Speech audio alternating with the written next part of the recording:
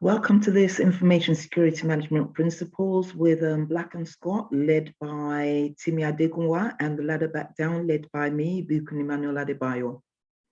We'll be taking a look at information security management principles, and indeed what we'll be trying to share is a fundamental understanding of what we need to do to protect a firm's information assets and systems.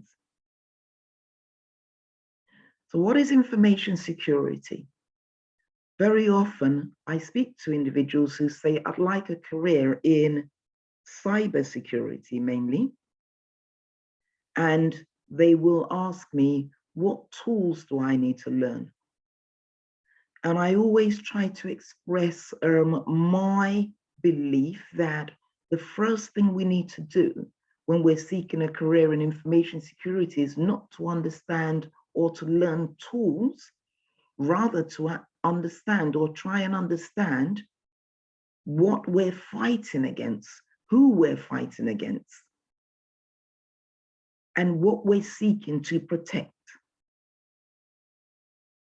So information security is not largely about tools. Rather, it's about seeking to reduce the risk to a business's critical information assets and systems. Information assets including paper information assets, including intellectual property, including files and folders, appraisal documents, employee records. So information security is not about deploying tools alone. It's about seeking to reduce the risk to a business's critical information assets and systems using people, processes, and tools. What is the CIA triad? That refers to confidentiality, the confidentiality of information, the integrity of information, and ensuring information is available. What is confidentiality? An information security professional must seek to ensure that information is not made available to unauthorized individuals. We also need to ensure that we restrict access to information on a need-to-know basis. So when we talk, first of all, about unauthorized individuals, that could mean your CEO. If the CEO doesn't need to have access to a report from finance, for example, then the CEO should not be granted access to that information because they are the CEO. Rather, access is to provide it to information, it's to be provided to information on a need-to-know basis. We also need to ensure that we're able to restrict what can be done with each class of information that we're seeking to protect. So in some cases, we may be required to restrict printing of information, restrict the deletion of information, restrict the forwarding of information by emails. And when we're doing all of this, we're seeking to ensure the confidentiality of that information. And the first step to ensure the confidentiality of information is to seek to classify the information. I'm sure many of us will have worked in firms where we've seen labels within documents, such as sensitive, personal, secret, public information. So classification of information is a means of ensuring the confidentiality of that information. What is integrity? Information integrity?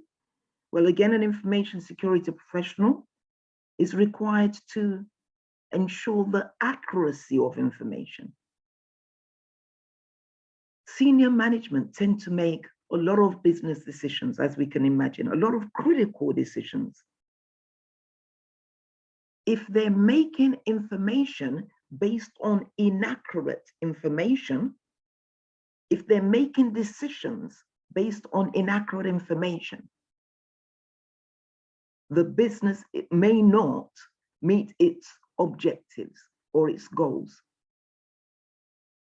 We need to be in the business of providing senior management with accurate information.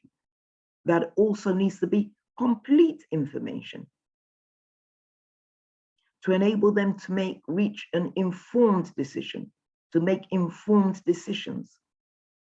The information can't be one-sided information or partial information, an incomplete report. So if a report has been completed, say by finance, for example, the end of year financial statements, InfoSec will be protecting those financial statements to ensure that it can't be altered by an external threat actor or an internal employee, so that senior management are viewing a complete and accurate financial statement of accounts. Integrity means the information is verified to be true and to be accurate and to be complete. Integrity seeks to also protect the information source.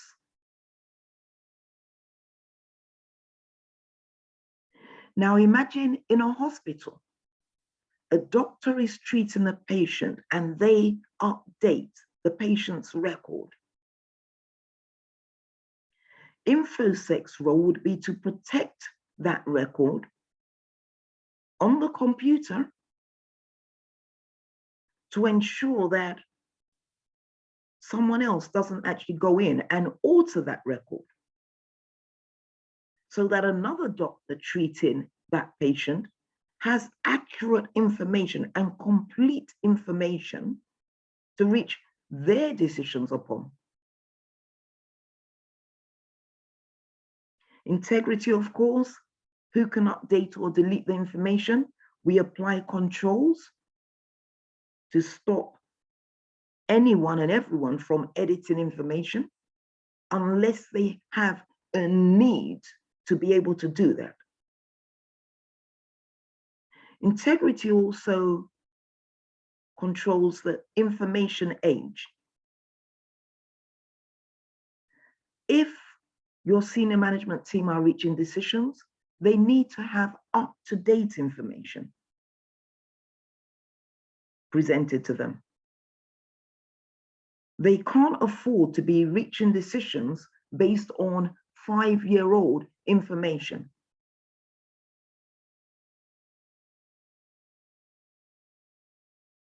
So integrity is about the accuracy, completeness, verification of information, ensuring the source of the information is verified, ensuring only authorized users can update or delete information or edit information,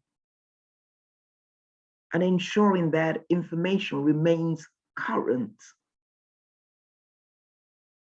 Availability, providing access to authorized users when required, not before they require it, not after they were due to have received that information, but at the right time, at the exact right time. So at the end of each financial year,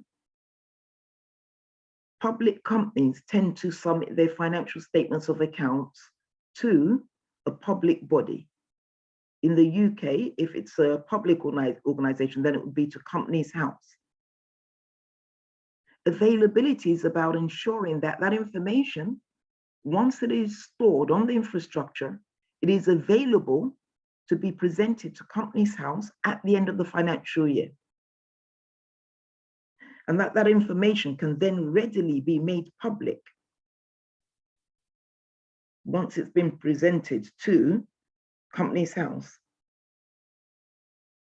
Availability, again, we need to consider who needs to know that information at that time, at a particular point in time.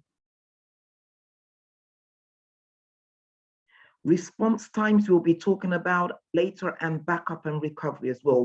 We'll be talking about that. Information security management definitions and concepts. We'll take a look at identification, authentication, authorization, accountability, audit, and compliance. What is identification? On an infrastructure, in an organization, or indeed in your home, each information asset, including mobile phones, printers on the network, laptops, desktops, will each have a uniquely identifying label, or will have what is referred to as a unique identifier. Because we cannot have two resources on our infrastructure or on our networks with the same name. So each object and subject and user, that is, has a unique identifier to enable the business, the network, the infrastructure, the systems to recognize the user, the subject, that is, or the object. So it's about uniqueness. A unique identifier is used to distinguish subjects and objects and used to track yours and my activity on the network. It's used to track our activity on any network. That is our unique identifier. So if you're in a firm where you've got many John Smiths, for example, on the network, they will have a naming convention. So one John Smith may be referred to on the network as John S. Smith. Another one may be referred to as John A. Smith, or they may have John 1 Smith, John 2 Smith. But each subject and object, your printer has to have a unique name or unique identifier. Your scanners have to have a unique identifier. Even your filing cabinets will have a unique identifier within the business. Authentication. What is authentication? That is a means of verifying that the identity claimed is correct. Let's take a look at a few authentication tools. We've got passwords, we've got PIN numbers, we've got identity cards, we've got passports, and we've got biometrics. Very often, people will say, my passport is my identifier, my unique identifier, but it's not actually your unique identifier. Your passport is authenticating you. You are your unique identifier, if that makes sense. When you go to an airport with your passport, you're presenting yourself and saying, I am Ibukun Emmanuel Adebayo. That is my identity. On the other hand, my passport, when I show that to customs, verifies that I am indeed the person that I claim to be. So authentication tools verify that the identity claimed is actually correct. If you look on your system, on your desktop or your laptop, you'll see a box if you use Windows or if you use the Mac as well, but on Windows, which I'm more familiar with, you'll see a box that says, when you're trying to log in, you'll see a box that says user ID. You type in your user ID. You book on XYZ. And then you now see a box that says password. And it is your password that is actually authenticating you. Same as your PIN number. When you go to a cash point machine, your cash point card is your identifier. When you type in your PIN number, or you key in your PIN number, that is what authenticates you onto the cash point network that verifies that you are who you say that you actually are, who you claim to be. Here are some different types of authentication methods, and I try to remember this by simply using phrases such as I know. Type 1 authentication is something you know, something that you alone know, such as your password,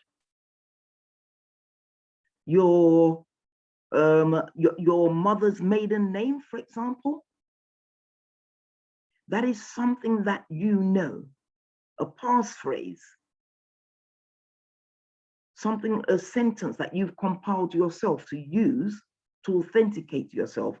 Type 1 authentication is something you know. So again, I try and remember that by simply saying I know, as in 1 is for I, and then I know. So type 1 authentication tools, something you know. Type 2 authentication tools, something you have, such as a token that you may use to log into your network. So that is type 2 authentication. Whereas type 3 authentication is about something that you are, some of your features, your biometrics. Other authentication methods could be something you do, somewhere you are, callback, IP addresses, and we'll talk about those later. A physical location. Have you ever been on holiday before and you've tried to use your cash point card and they've blocked you, your bank has blocked you because you're not logging in from your normal place of abode or your normal country? Multi-factor authentication, where you're using 2 different types of authentication, where you're asked to use a username and then to also use a token, sorry, a password rather than a username, and then a token. Like when you're doing your online banking.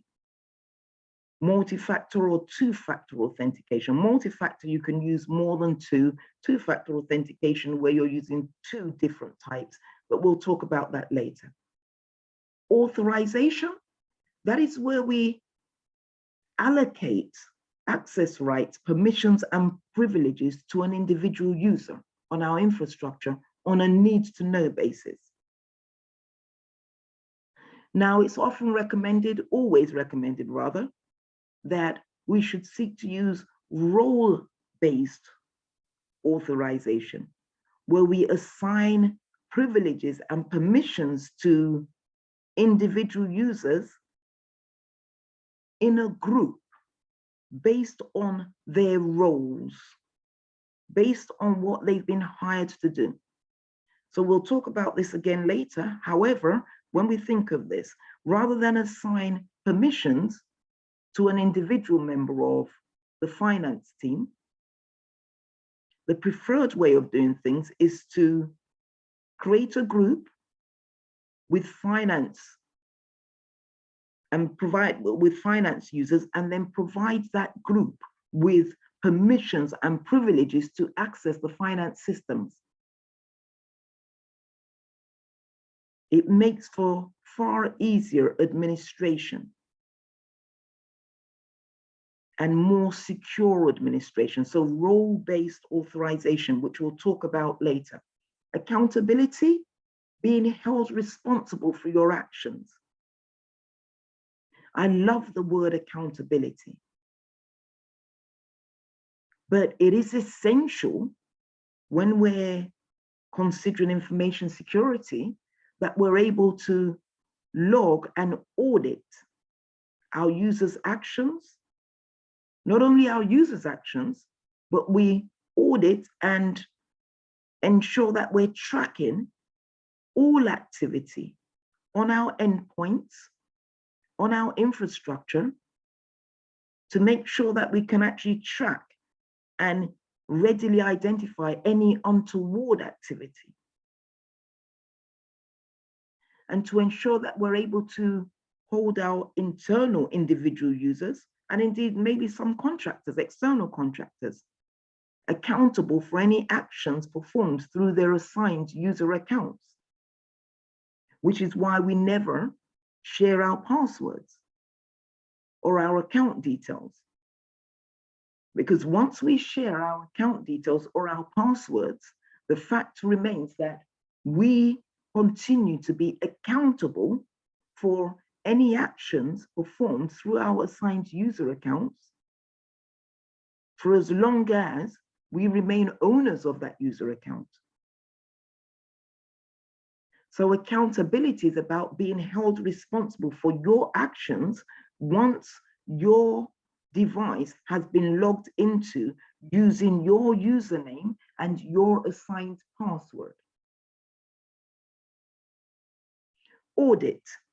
What is audit? That is formally checking and reviewing the records of a system. That's a nice career. Information systems auditing, formally checking and reviewing the records of a system. Sometimes we do that to check compliance with the security policy, or we can use it to track and record events. So auditing is about tracking and recording events and then reviewing the created audit trail to ensure that internal users are complying with the InfoSec policy and that we don't have any unwanted guests on our infrastructure as well.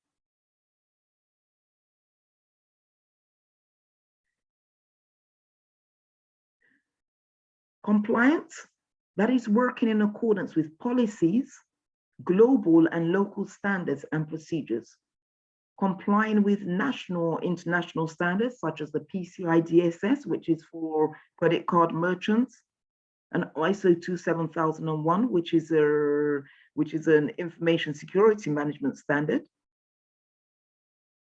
or other standards, other good practice standards or best practice standards in some cases. The independent audit of compliance can lead to the certification of certain standards. So PCI DSS, you can be audited by a QSA, or you've got ISO 27001, where you can be audited and then you now become accredited to that standard if you're found to be in compliance with the standard in question. Information assurance, that is managing risk related to the use, processing, storage, and transmission of information or data. So information assurance isn't about trying to eliminate risk, but it's about managing those risks. And it's not just about the processing of that information on our infrastructure. It's also about ensuring that any risk with regards to the storage of that information on our desktops, on our laptops, in the cloud, and anywhere is actually managed. Any risks are managed. When we're transmitting the information, the risks need to be managed as well. Information assurance includes the protection of the integrity of our information, the availability, authenticity, non-repudiation, which we'll talk about later, and confidentiality of user data. And we can use physical controls, technical controls, and administrative controls to accomplish information assurance. So it's not just, again, about technical controls and technology. We can use physical controls, we can use policies, we can use people, we can use security guards, we can use deterrents such as CCTV cameras. So there are many controls out there that we can use to ensure that our information risks are managed and that they're reduced to acceptable levels. Non-repudiation. That refers to a state of affairs where the purported sender of a document, email, or contract will not be able to challenge the validity of the statement or contract once they have sent it. They cannot turn around and say, we did not send that. We did not digitally sign that document. So non-repudiation. The purported sender of a document cannot now challenge the validity of the statement or contract. We have digital non-repudiation services that help to validate the integrity and origin of data. We have digital signature softwares or digital sign-in softwares. And that helps to reduce the risk of masquerading where a sender is not who they claim to be as well. Because you can have a document intercepted by a man in the middle without encryption, for example, where you're transmitting that information on a non-secure or unsecure link. That information could be intercepted and then altered and then forwarded without you or I actually knowing that that has happened, that the integrity of that information has been compromised. Whereas a digital signature reduces the risk of masquerading where a man in the middle attacker can intercept that information and alter it and then send it on, forward it on. Non-repudiation, a data hash, so that is encrypted data, is sufficient enough, and we will talk about encryption towards the latter end of this workshop, is usually sufficient enough to establish that the likelihood of data or an email or contract having been altered in transit is low. If a digitally signed document is altered, intercepted and altered in transit, then that would be picked up, that would be identified if the document was encrypted by the sender. The most common method of asserting the digital origin of data is through the use of digital signatures, and we see them on websites as well, digital certificates. Digital certificates. With emails, they use digital signatures. On websites, we use digital certificates, and that's where you get that yellow padlock. Digital certificates encrypted using SSL, secure sockets layer, and we'll talk about all of that when we talk about encryption later. Information security management systems, part of the overall management system of the organization. It's vital to adopt a risk-based approach because we can't protect everything. We absolutely cannot protect everything. If money were no object, then yes, then we could say, okay, we're going to protect everything, but that's not practical. Most companies don't have an endless pool of money. So it's vital to adopt a risk-based approach where we're protecting our critical information assets. And that starts by actually identifying what our critical information assets are.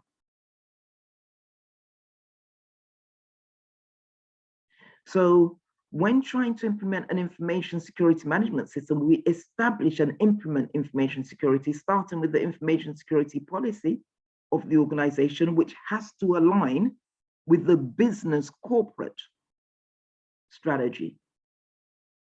Then we operate, so we actually implement information security. Then we use it, then we monitor and review information security, and then we continue to improve on what we've done. Because cyber criminals are not standing still, so we cannot afford to stand still as information security professionals. Almost every single day, we hear of a new attack against an entity, because it costs cyber criminals so little if they get things wrong. If they try and strike against an organization and they get things wrong, they simply move on to another organization. But if we fail to protect our entities and our corporations, we get things wrong, we can't simply move on once we're attacked. So it's important that we continually monitor and review our information security operations, and we then improve on what we've got. It's an iterative process. It's not a once done, forget it. Business information security isn't.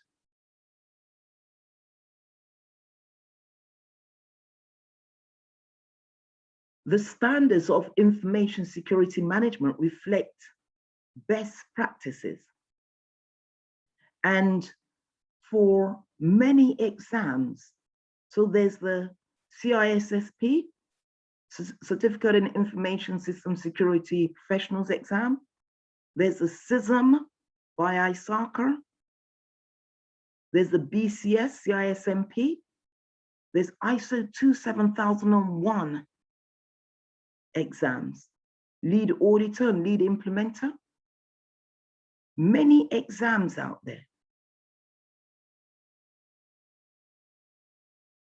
Trying to actually certify to international standards, such as the ISO 27001, makes sense for organizations, because information systems nowadays, IT generally, is about being connected to global systems. Even if you're a single office, so you're operating from a single office, but you've got access to the network, to the internet rather, you're actually connected to global systems, because the internet is just one large network segmented by multiple routers, but it is one large network. So ISO 27000, the ISO 27000 series replaced ISO 17799, and it requires us to define a security policy, to define the information security management system scope. What is our information security management system going to cover across our organization? Remember, I said earlier that we need to adopt a risk-based approach. Because we don't have an endless pot of money, we need to ensure that our riskiest assets are included in the scope of information security management. We conduct a risk assessment. Then we manage those risks, and then we select appropriate controls to mitigate the risk to those critical assets that we've identified that needs to be secured for our businesses to be able to run and thrive.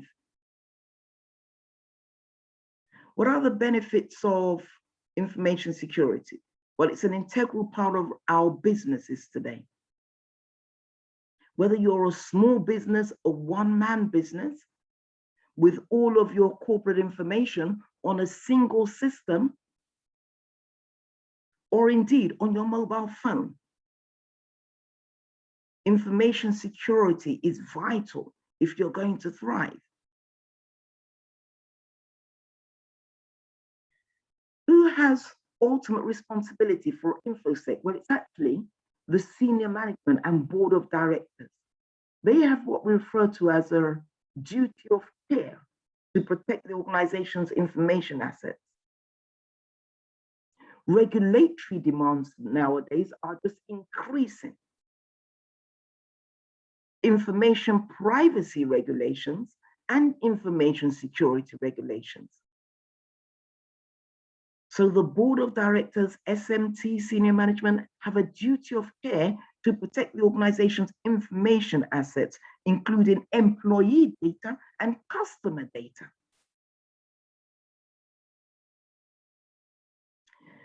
Think of where Facebook might be, or Instagram, Amazon, all those news streams. Think of where they would be today if they didn't have access to information. If they didn't have access to customer information.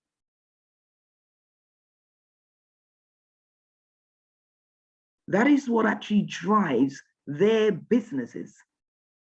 They draw revenue not only from the products that they sell, but from the customer information. They use that to reach informed decisions as to what products actually sell, what the customer might want.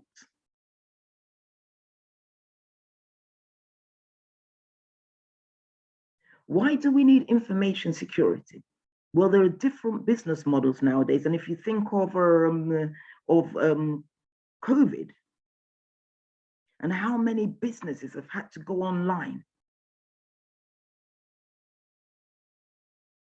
And with all those businesses that have gone online, or the increase in home workers, of course, there's been an increased demand for information security.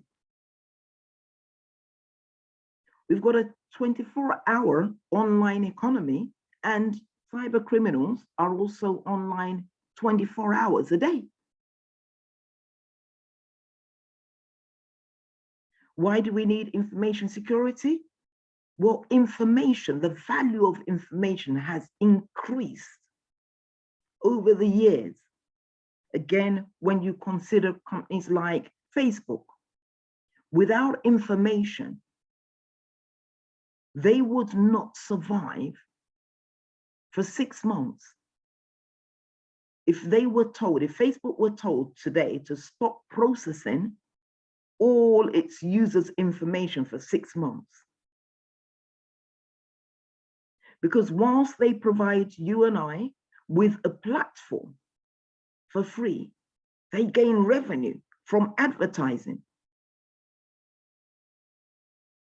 Why do you think Facebook is worth billions? Facebook is not a charity. They may have a charity arm, but they're not actually a charity. They're earning revenue from your information, from your content, from my content. So information is an asset to companies like that.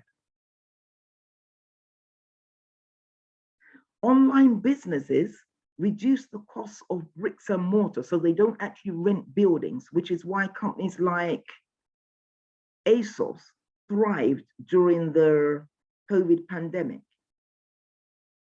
because all of their businesses are online. So they reduce bricks and mortar costs. But because of that, I noticed recently that they're recruiting quite a lot of information security professionals. Because if all of your business is online, then you'd better be investing in information security, because whilst you de-risk the physical security costs on bricks and mortar and the cost of real estate. Yes, so you've reduced that. But your risks from being online only are also greater than a bricks and mortar business. So we need information security. Information is no longer just information. Intellectual property, an aircraft manufacturer business needs to protect its aircraft designs.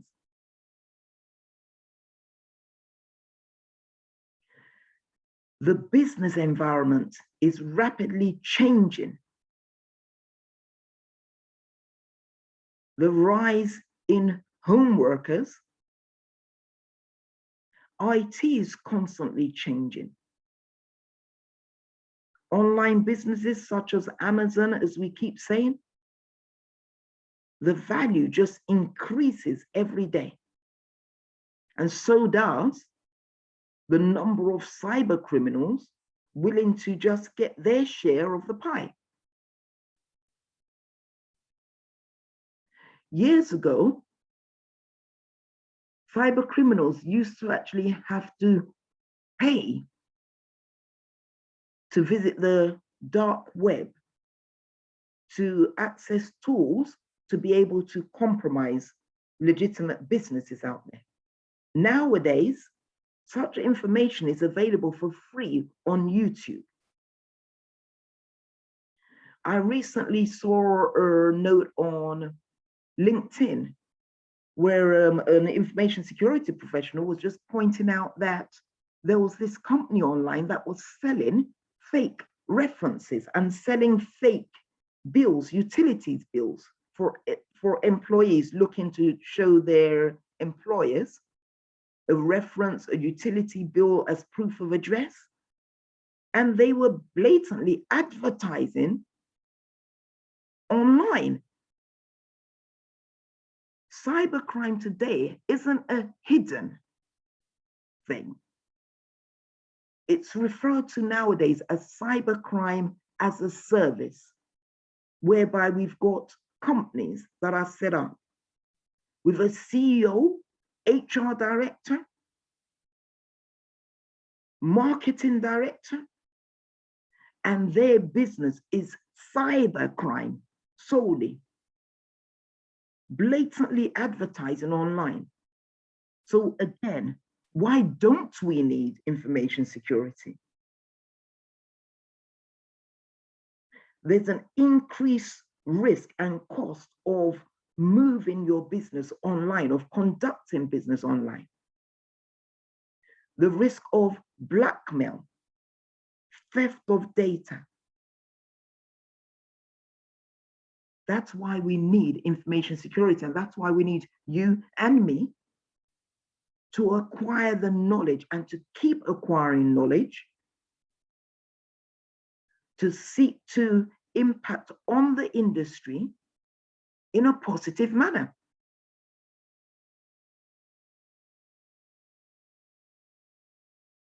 When we're looking at the cost of the information assets, we also need to assess the value of the information assets and the cost of protection of those information assets.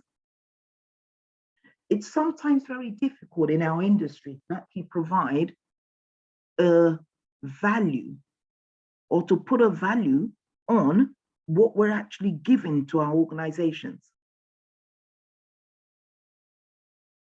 It's very difficult sometimes to actually provide a sense of value, that we're delivering value for money, basically. Because in most cases, as information security professionals, we're not actually drawing in or bringing in a revenue. We're actually just simply asking for money. And so we need to be able to demonstrate to our businesses not only the cost to protect an information asset, but the potential cost if that asset were to be compromised by cyber criminals or stolen. So we take a look at what is the value of what we are protecting. And when we talk about risk assessments and our calculating our risk, I'll mention again that I prefer to actually just work out the risk using the quantitative risk assessment method rather than the subjective qualitative risk assessment where everyone is estimating and guessing.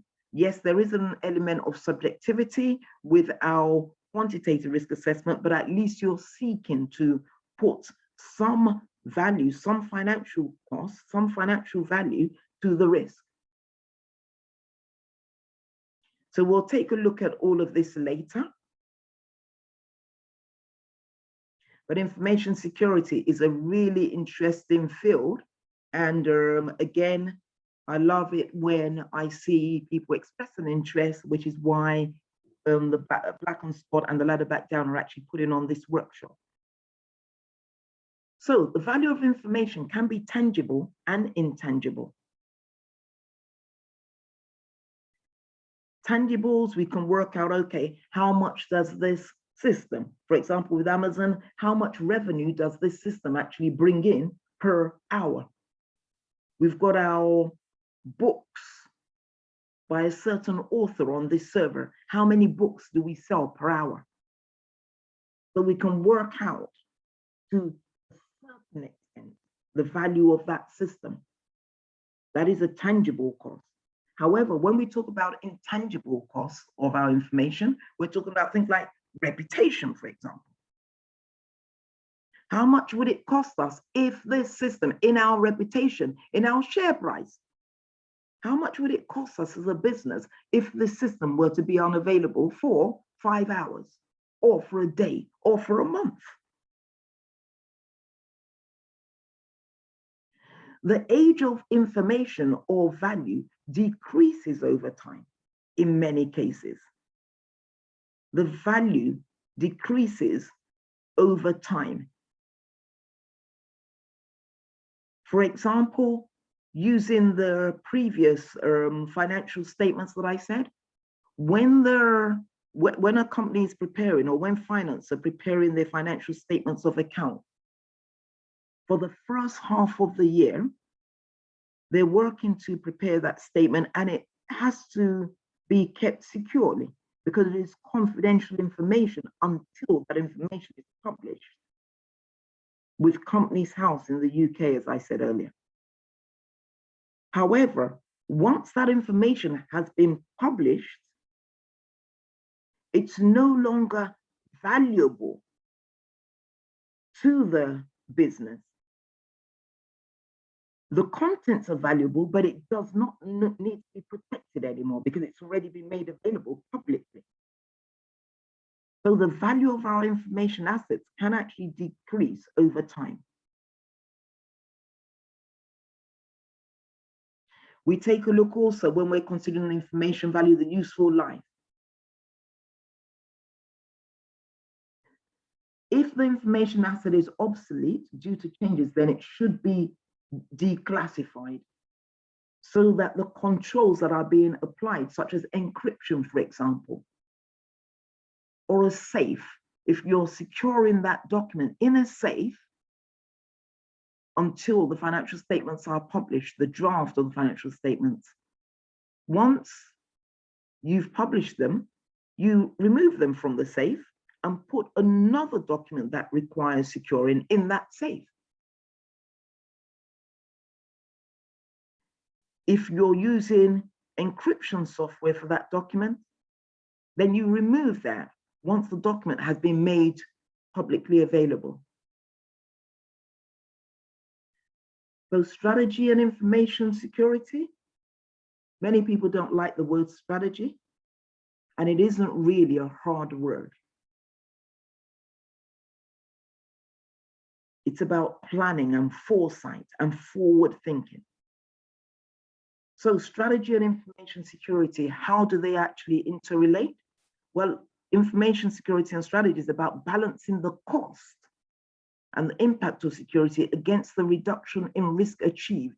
If we're asking for a pot of money to reduce a risk, then we need to ensure that the risk will be sufficiently reduced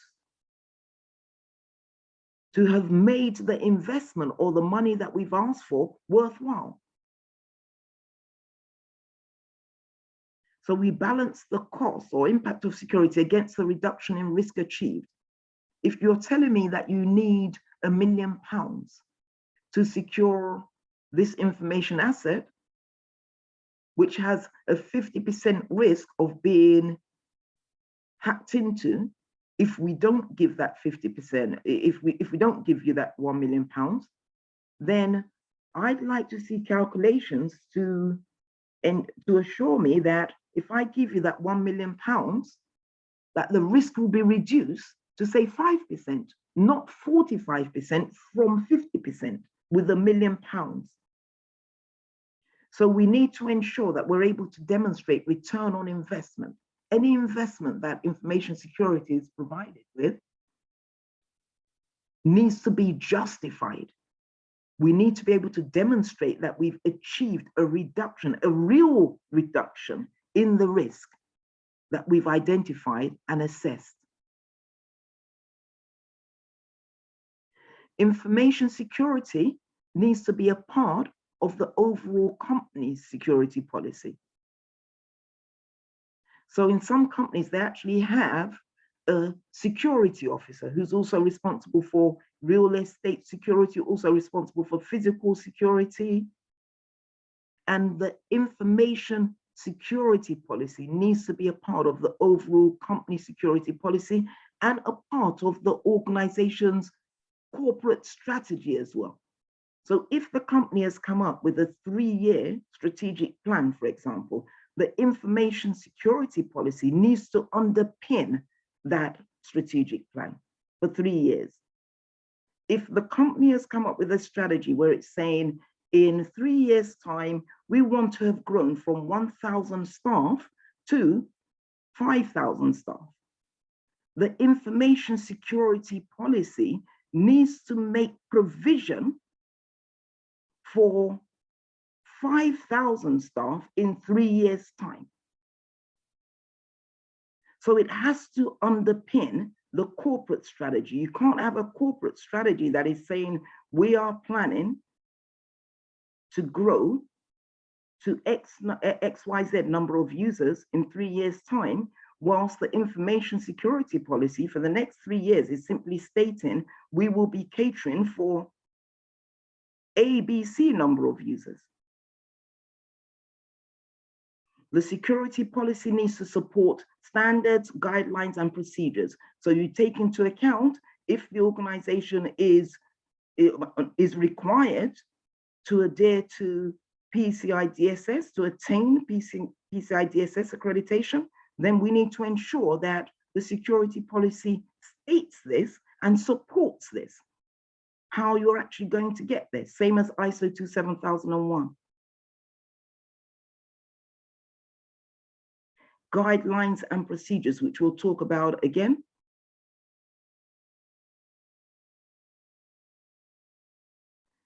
The information security policy needs to also relate with corporate governance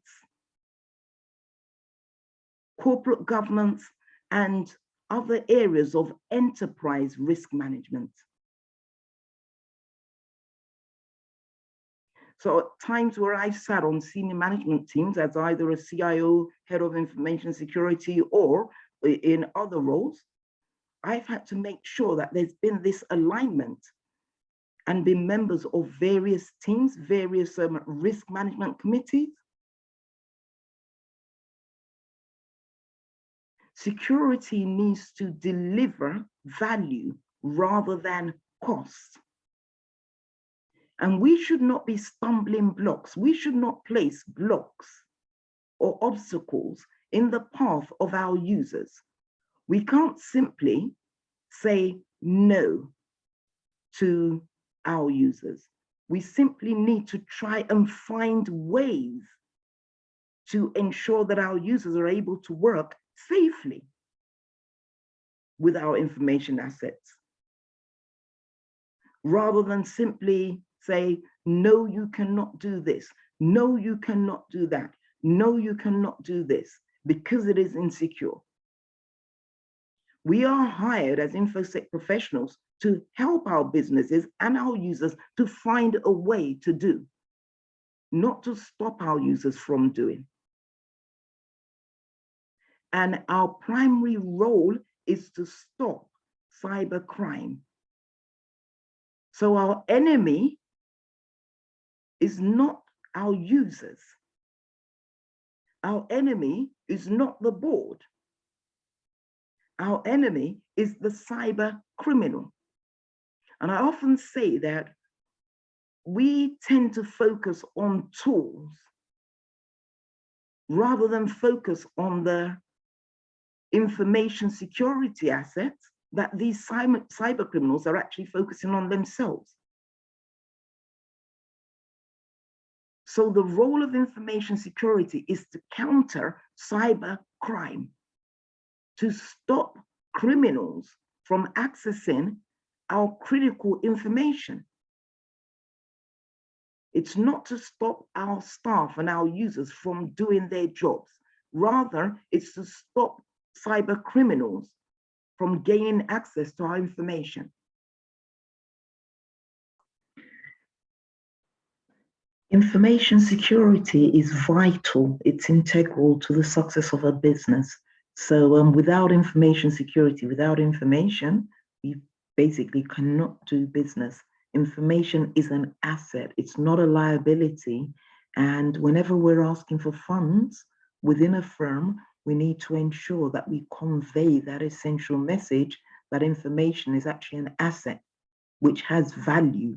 Without information, a company will not remain in business for long. We have a duty of care as information security experts, and the board in particular has a duty of care. That is a legal obligation to protect a corporate a company's information assets. So a duty of care, which is a legal obligation. We'll talk about that later as well. Within the information security and company policy, there will also be mention of physical security and physical security tools, technical tools, logical security tools such as authentication, identification of all subjects and objects, etc. But the information security policy is a concern for the whole organization, from the CEO to the cleaner and facilities staff. They need to be aware of the information security policy and what it means for them as a single or individual user of the corporate's information assets, including paper. What is a business case? Well, before we present an information security policy or program, we need to ensure that we back it up with a business case. We need a business case that demonstrates the value that we will be providing to the board and to the company for money. If we're seeking investment, remember that we're not actually a revenue generating team or department.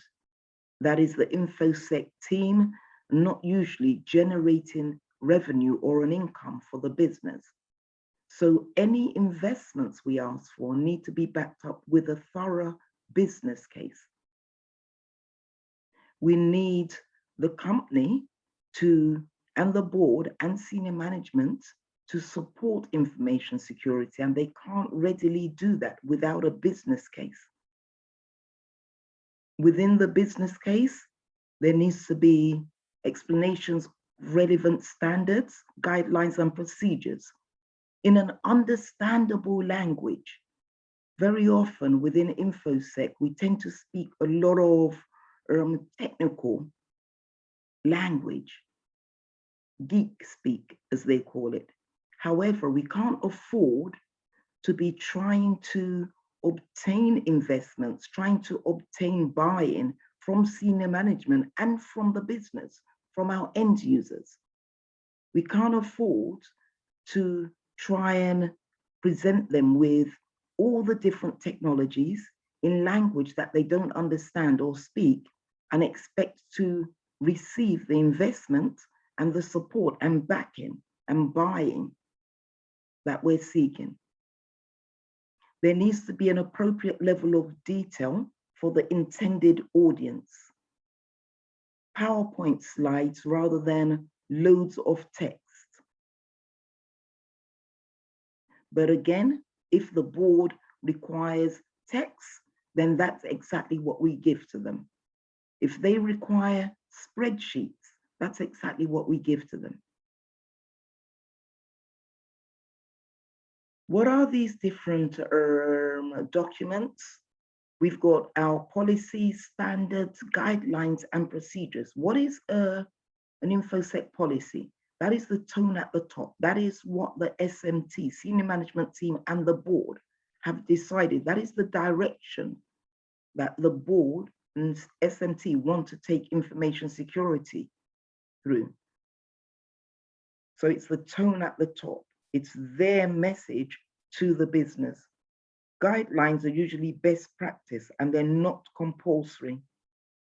You could have industry guidelines, you could have corporate guidelines, you could have sector guidelines, you could have regulatory guidelines as well, but they're not compulsory as long as they're called guidelines. Then we have standards. Standards such as the ISO 27001, we can have management standards in terms of how to implement policy. Once we buy in to ISO standards, ISO 27001 specifically, actually, for example, then we have to comply with the requirements within the standard. We can then apply for certification in ISO 27001. What are procedures? They're how-to guides or manuals for users. And I always recommend creating a separate information security procedure manual for your technology teams, such as your IT, infrastructure, application security, application developers. Create a separate manual for them and a separate manual for end users who really don't need to have a manual that includes technical detail, that is best kept separate for your IT users or IT employees. What is ISO 27002? Well, that's a standard that is a reference for selecting controls when implementing ISO 27001. So you cannot certify or become accredited to ISO 27002. You can actually become accredited and certified to ISO 27001 standards. 27002 is just a reference to assist a company that is ISO 27001 compliant to select controls when implementing ISO 27001. And one of the standards within ISO 27002 states that management should set a clear policy direction in line with business objectives. So it's not about what information security wants, it's about what best fits the business objectives, what best aligns, what information security management system best aligns with the business objectives. Management must demonstrate commitment to and support for information security. If management are not committed, then users will not be committed, because users do what they see management do, not what they see management say. And that's a core principle of accountability for me.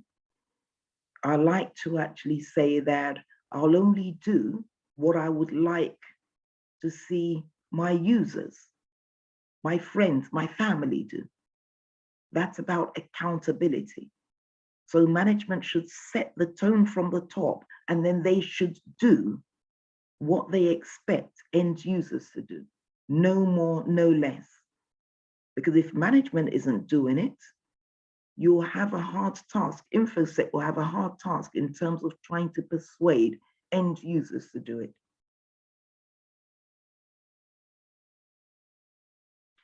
So when developing the information security policy, we need to ensure that we set the security scope, we define security goals, and we demonstrate due care and due diligence. And we'll reference that briefly later. Okay, I may as well actually talk about that now. What is due diligence? Due diligence is conducting sufficient research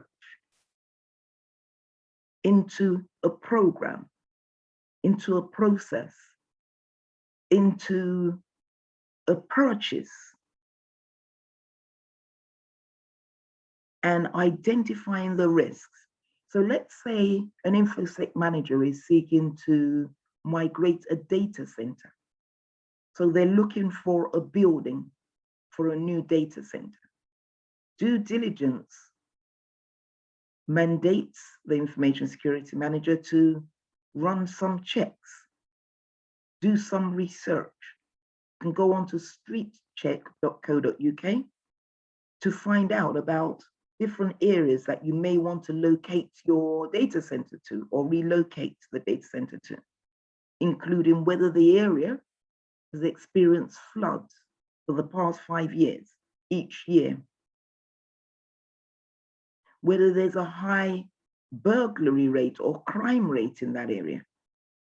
That is due diligence. When we now talk about due care, what we're saying is that once you've conducted that research, you actually act on any risks that you've identified. Both terms are actually a legal concept.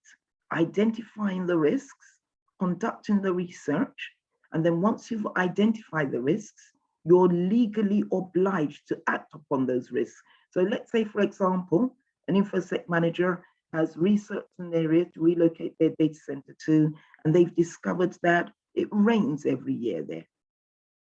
And all the houses and shops and offices become flooded. Due care would require the information security manager to conduct a risk assessment in terms of whether there are sufficient controls in place to mitigate a move to a data center in that area. If there aren't sufficient controls after a risk assessment, and the manager proposes that the data center is moved to that area, that would suggest that they have not shown due care. They've done the due diligence, they've done the research, but they then haven't acted on the risks. They've disregarded the risk and proceeded with the move, all the same. And that is referred to as negligence in the courts of law. So if an InfoSec manager conducts that research, or if they don't conduct the research, that's negligence as well. But if they conduct a research into a new area that they're migrating to, they find out all the risks, they don't perform a risk assessment, simply say, yes, we'll take a chance anyway, we'll just take a bet, we'll move there, regardless of if it rains every year, regardless of if other shops and owners have moved out of the area because everywhere keeps getting burgled. If we say, okay, we're still going to proceed with the move with no risk assessment, then that is referred to as negligence in the courts of law. So when developing an information security policy, we need to ensure that it is organizational specific. I've often had other colleagues who have moved into information security management roles, and they've asked me if I could share with them a copy of an information security policy that I've prepared during my consultancy days. And I'd explain to them that the InfoSec policies that I've prepared are actually specific to the organizations that I've worked in. You can't take an InfoSec policy for company A that may be a retailer and go and apply it to a financial services firm or an educational setting, for example. So each policy has to be organizational specific, issue specific. What are the risks to this organization? And then system specific. What systems are in place in that company that you're in? So your policies have to be organizational specific, they have to be issue specific and system specific. And please, if you are an InfoSec professional, before you go to work in a company, try to understand the regulatory environment that the firm is operating in. Try to identify what regulations they need to comply with. Don't go in blind without understanding. If it's the financial services sector, then there are many regulations on in the UK at least, on the Prudential Regulatory Authority and the Financial Conduct Authority's website about information security and cyber security. You can also go to the NCSC. That's another UK focused organization that provides advisories and information about information security. So when developing and implementing the security policy, don't simply just sit there and copy and paste another company's policy. There may be some relevant general bits of information in that policy. However, you start anew from the company where you're at and you prepare organizational specific policies. Standards are security requirements of hardware and software, and they're compulsory. Baselines are the minimum security configuration for systems, and they're also compulsory. So what do we mean by baselines? We've talked enough about standards. What do we mean by baselines? And the minimum security configs for systems. Now, in a company, we could have a company using Windows 10. They use Symantec as their product, as their anti-malware product or software. They could use Internet Explorer 12 or Microsoft Edge. These will be baseline or minimum security configurations for all the corporate systems. So when a company is now, when information security or IT now preparing an image for the PCs, for each PC, when they're preparing an image, they will make sure that those minimum security configs are applied to the image. So they install Windows 10 on a disk. They install all the different security software and configuration settings for the systems. Once they've installed that, each time a laptop needs to be re-imaged or imaged anew, they simply apply that image to the laptop. They actually just install that image on the laptop, and it has all the baseline security settings. And then when they now want to hand out laptops, if a finance member of, if a finance team member comes and says, I need a laptop, they then apply any financial software that the individual needs. If someone from HR comes along, they apply they apply additional HR software to that baseline image. So a baseline contains the minimum security config for systems, and it's compulsory. Guidelines are recommendations for implementation or procedure. They're recommendations, so not compulsory. Security procedures, detailed step-by-step instructions. Every work task is defined in a procedural manual or a procedure document. And it's designed to ensure that there is a consistency in the business processes. So each step is compulsory. And if you don't complete one step, then you haven't actually complied with the procedure manual. And you may find that actually that you go on to one step, you're installing a software and it says you installed it doing this. And if you don't do it that way, if you miss out a step, the software simply doesn't work. So detailed step-by-step instructions, how to change your password. That's another example. What is corporate governance?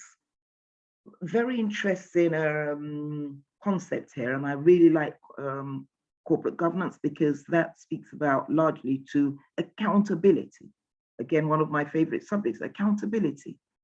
SOX or Sarbanes-Oxley, that was an act or a rule that was brought in about corporate fraud post the Enron fraud incident that contributed to the 2002 or so, or 2000 and mid-2000s global financial crisis, corporate fraud.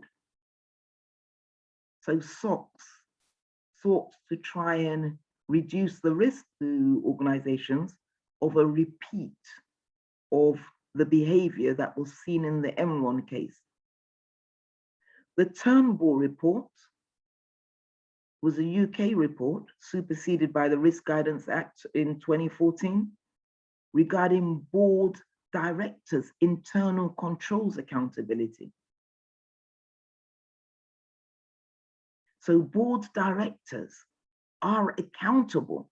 They may delegate responsibility for all the controls, including information security, IT, compliance. However, board directors remain accountable to regulators. Corporate governance, we've also got the Companies Act UK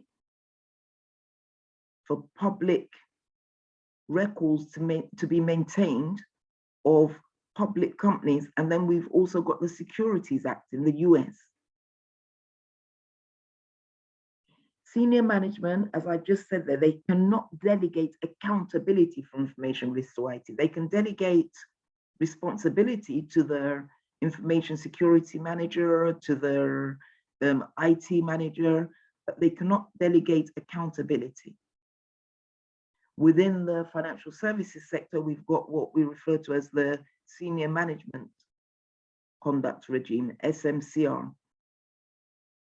And then certain roles within the financial services, in the UK at least, are again accountable to the regulators for risk. Corporate governance requires that information assurance is implemented effectively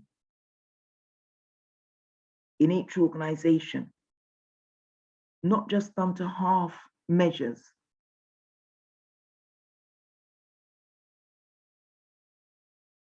So what is the difference between governance and management? Governance ensures that stakeholder needs, conditions, and options are evaluated so that agreed on enterprise objectives are achieved. That is a summary of that statement.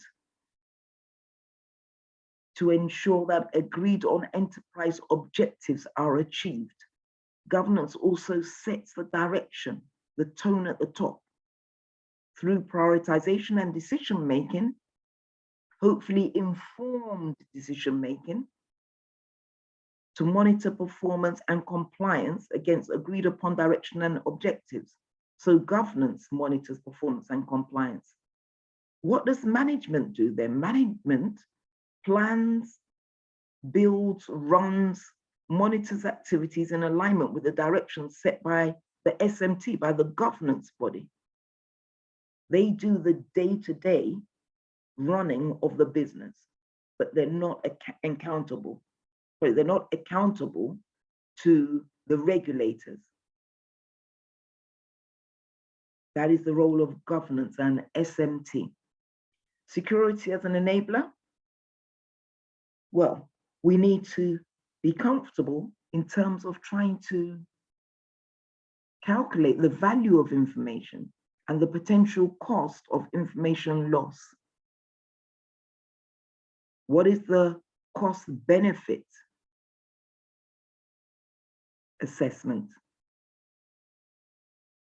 What is the cost of the information incident or loss versus the cost of control to prevent or reduce the likelihood of the incident? What will it cost us if this incident were to materialize, if there were an adverse incident? And what will it cost us to implement a control so that adverse incident doesn't actually occur? That is the cost benefit equation. What is the cost of the maintenance of the control versus the reduction in the impact and likelihood of risk? So whenever we're doing our cost benefit analysis, we need to make sure that we're taking a look at the cost of maintenance on an ongoing basis. Cost of implementing the control versus the value of the asset. Let's just try and pick out a few details here. Now, whenever a young person buys a car, if you're under the age of 18, I think it is, the cost of insurance is very high. The cost of insurance will be very high because you're a new driver. Insurers have this matrix of likelihood and the potential impact of it if a younger person were to be driving versus if an older person were to be driving. So the cost of insuring a car that has been purchased for £500 may be extremely high to a young person who has just bought their first car. So when buying a car, the value of the asset may be £500, the car, £500. The value of insuring against an accident may be £1,000 because it's a first-time driver.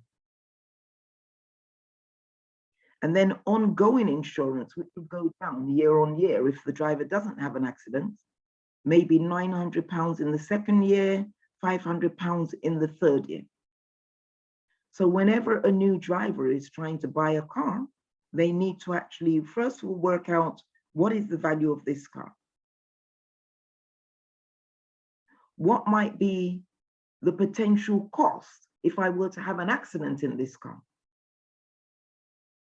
Might I actually just write off another person's car, another driver's car? What would be the cost of insurance? The cost of the control now is the cost of insurance. What is the cost of the annual maintenance of that insurance? How much will that increase or depreciate by over the years? And what is the cost, the overall cost of implementing or insuring the car plus the annual maintenance versus the value of the asset? The idea behind this cost benefit analysis is to see whether it's actually worth the investment, the initial investment of buying a car in the first case. Let's take a look at information risk terminology. So we've got assets, which are information or systems of value to a firm. As I said, Previously, this could be systems, these could be paper files, but information or systems of value to a firm. What are threats, internal or external actors or actions likely to cause harm to those information assets? Vulnerabilities are weaknesses in a company's controls, information security controls in this instance. So vulnerabilities could be the lack of an antivirus. Vulnerabilities could be the lack of trained employees, weaknesses in controls. So the controls are the mitigating systems, processes, people that we put in place to reduce the risk to our businesses. That's what controls are. So vulnerabilities are weaknesses in controls. Risk, what is the calculation of risk? That is probability times impact. What is impact? That is the effect of a risk if it were to materialize. What are the different risk treatments that we have? We can avoid the risk by stopping the action that has given rise to a risk. We can't eliminate risk totally, but we can actually avoid a single risk by stopping the action that has given rise to the risk. So let's say you've got a petrol station. There's an inherent risk of fire. So to avoid the risk of fire, you could simply close down the petrol station. To reduce the risk of a fire, and we're talking about reducing either the impact or the probability, you could have signs all over the place saying, do not smoke cigarettes as you're filling up your petrol, which is a very good idea. You could have sand buckets. Don't think you could have sprinklers, but I think we get the idea in terms of the different controls that we could have put in place to reduce the risk of a fire to a petrol station. We could also ensure that we train our staff at the petrol station so that in the event of a fire, they know what to do straight away to either reduce the impact of the risk once it's occurred, and they know what to do to reduce the probability. If they see someone lighting up or leaving their engine running, they can just do an announcement from within their cubicle to the driver saying, could you please turn off your engine? Or there could be an automated system that makes that announcement. Could you please turn off your engine before you start filling up? That reduces the probability of a fire at a petrol station. They could also transfer a risk. That is another risk treatment, transfer, which means to outsource to a third party or to insure. When we outsource a business function, outsource the running of a petrol station, for example, or outsource our recruitment, for example, we're reducing the probability of getting things wrong, or we outsource our data to the cloud, let's say. We're reducing the probability of a data breach, but we're not reducing the impact, because remember we said that we cannot outsource accountability. The board cannot outsource accountability for anything. So they're reducing, by outsourcing to the cloud, reducing the probability of a data breach. But we're not reducing the impact. On the other hand, if we insure against that risk, we're reducing the potential financial impact, but we're not reducing the probability. Insurance simply helps us to cushion the blow. Another risk treatment is to accept the risk. The only persons that have the authorization to accept the risk is usually the board, where the cost of reducing the risk outweighs the benefits of treatment.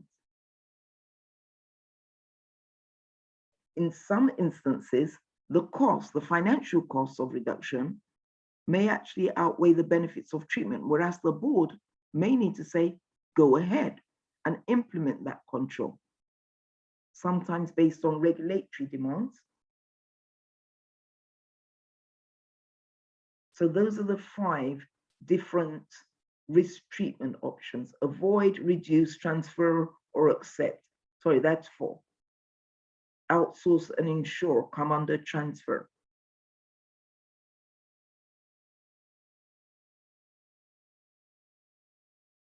We'll give things a break now, and we will return later today to continue this session.